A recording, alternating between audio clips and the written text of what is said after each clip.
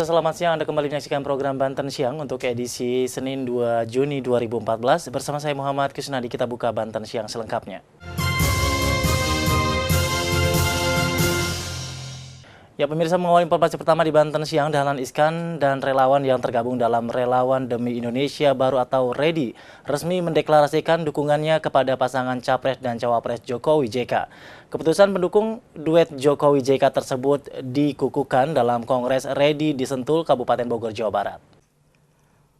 Ribuan relawan Dahlan Iskan dan warga yang tergabung dalam Relawan Demi Indonesia Baru atau REDI dari berbagai daerah di Indonesia Sabtu kemarin berkumpul dan memadati Sentul International Convention Center, Kabupaten Bogor. Dahlan Iskan dan relawannya mengukuhkan dukungannya kepada pasangan Presiden dan Wakil Presiden Joko Widodo Yusuf Kala. Dahlan Iskan mengaku jika ia dan relawannya sudah memiliki tekad untuk mendukung pasangan Jokowi JK karena Jokowi dinilai memiliki jiwa kepemimpinan yang sama dengannya. Disayangkan dalam acara Kongres REDI ini banyak warga yang merasa tertipu karena warga yang sebagian besar ibu-ibu pengajian tidak mengetahui akan diikutsertakan dalam Kongres ini.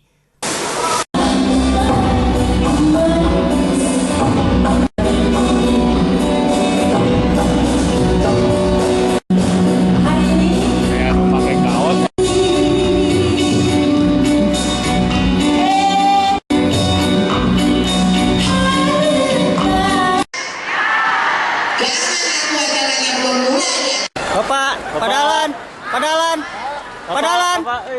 Halo.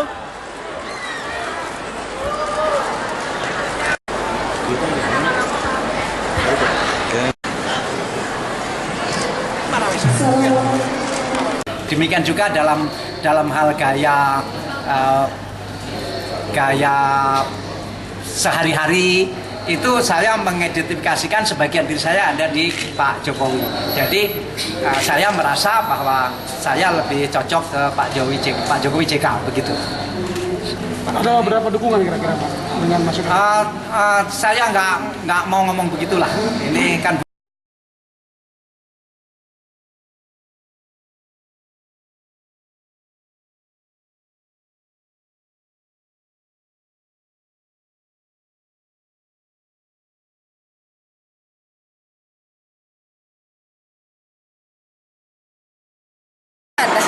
Dari Cibadak, Sukabumi, kesini mau ngapain emang? Mau ngaji. Bukan mau ikut-ikutan itu, kampanye gitu. Nggak tahu. Oh, gitu. Hal tersebut karena semula mereka datang ke tempat ini diundang dalam rangka pengajian yang dihadiri oleh Ustadz Kondang Arifin Ilham. Namun kenyataannya mereka justru diajak ke tempat kongres dan diminta mendukung Capres dan Cawapres Jokowi JK. Wawan Supriyatna, Bogor, Jawa Barat, Banten TV melaporkan.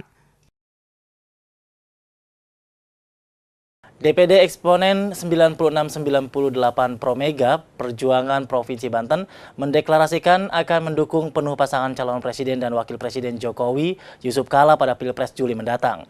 Mereka yakin di bawah kepemimpinan Jokowi JK, Indonesia akan menjadi bangsa yang besar dan setara dengan bangsa maju lainnya. Deklarasi dan pengukuhan pengurus DPD Eksponen 9698 Promega Perjuangan ini dihadiri perwakilan dari masing-masing pengurus DPC Kabupaten Kota seprovinsi Banten. Hadir pula dalam acara tersebut Ketua 2 DPP PDIP Provinsi Banten Amardika Hasim. Dalam orasi politiknya, pengurus DPD Eksponen 9698 Kota Tangerang mengatakan agar para tim pemenangan Jokowi Yusuf Kala bekerja lebih keras dan memberikan yang terbaik untuk memenangkan pasangan calon presiden nomor urut 2 ini. Selain itu, pemberitaan negatif terhadap Jokowi yang marak beberapa waktu terakhir ini diyakini tidak akan mempengaruhi kemenangan pasangan Jokowi JK di Pilpres mendatang. Mereka pun bertekad akan menunjukkan kehebatan calon presiden mereka kepada masyarakat tanpa menjatuhkan pasangan capres lain. Rakyat Indonesia menyatakan membentuk suatu pemerintahan negara Indonesia yang melindungi. Menyampaikan permohonan maaf beliau.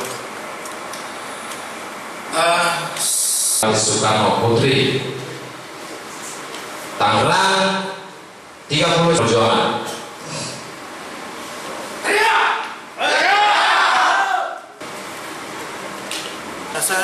saya dari DPP mengatakan saya cukup senang, bahagia dengan antusiasme kawan-kawan semua. Saya melihat di sini di Banten cukup antusias, dan juga dengan adanya deklarasi ini saya harap juga antusiasme yang tinggi ini tujuan utama kita untuk memenangkan Haji Joko Widodo dan Haji Muhammad Yusuf Kalla untuk menjadi presiden dan wakil presiden bisa tercapai. Ketua 2 DPD PDIP Provinsi Banten Amardika mengatakan dengan antusiasme DPD Eksponen 9698 dengan menggelar deklarasi diharapkan dapat mengantarkan pasangan Jokowi JK menjadi pemenang di Pilpres 9 Juli nanti. Sakti Ahmadi, Kota Tangerang, Banten TV melaporkan. Ya, kita beralih ke informasi lainnya. Pemirsa, menjelang pemilihan presiden dan wakil presiden, Komisi Pemilihan Umum Kota Cilegon mengurangi jumlah tempat pemungutan suara atau TPS dari 685 TPS berkurang menjadi 645 TPS. Menjelang pemilihan umum presiden dan wakil presiden, Komisi Pemilihan Umum Kota Cilegon mengurangi jumlah tempat pemungutan suara atau TPS di wilayah Kota Cilegon. Pengurangan jumlah tempat pemungutan suara atau TPS ini berdasarkan instruksi dari KPU Pusat untuk melakukan penggabungan TPS atau regrouping TPS yang telah ada pada pileg lalu.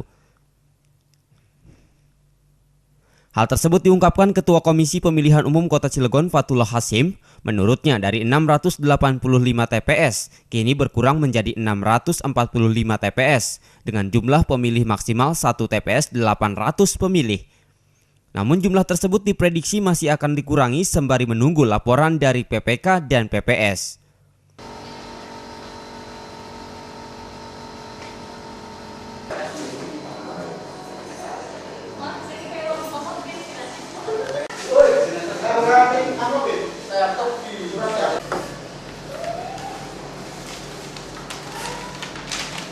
Melaksanakan instruksi KPU RI dan Undang-Undang Pemilu Presiden, dan kemudian kita melaksanakan beberapa instruksi. Salah satunya adalah bagaimana KPU Kabupaten Kota harus melakukan penggabungan TPS ya. Kalau istilah KPU RI adalah regrouping TPS-TPS yang ada di Kota Cilegon yang memungkinkan agar pemilihnya paling banyak.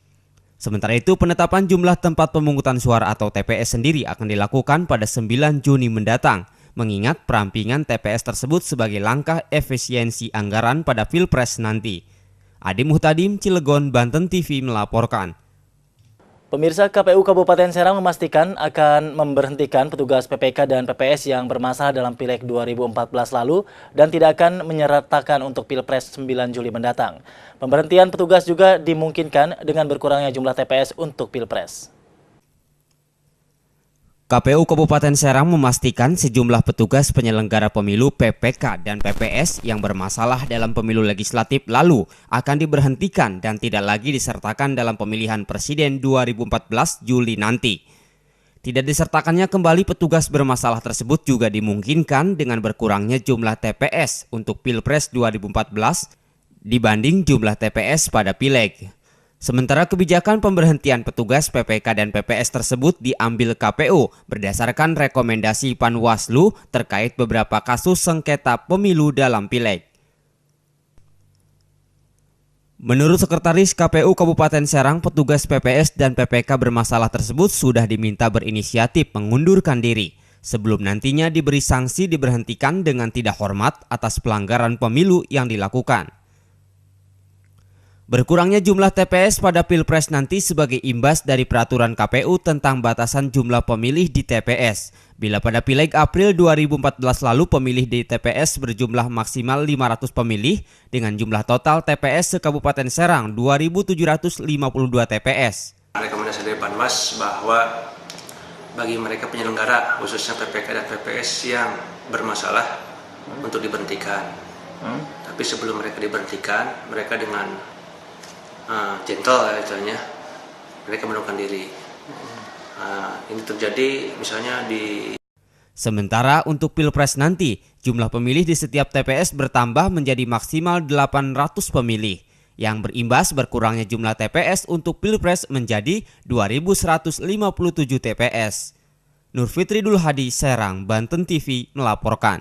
Ya pemirsa, Banten Siang akan kembali sesaat lagi usai jeda berikut. Tetaplah bersama kami.